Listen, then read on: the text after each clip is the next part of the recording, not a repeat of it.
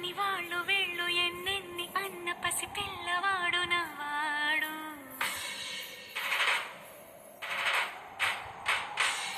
విడుముండోడు అని ఊరు వాడ అనుకున్న గాని మహారాజు నాకు నవ్వాడు.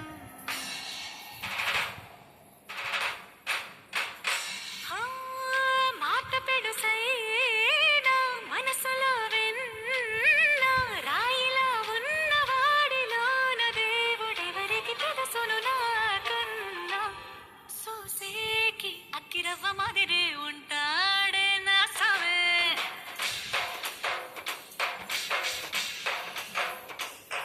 మెత్తాని పత్తి పువ్వుల మరే సంటో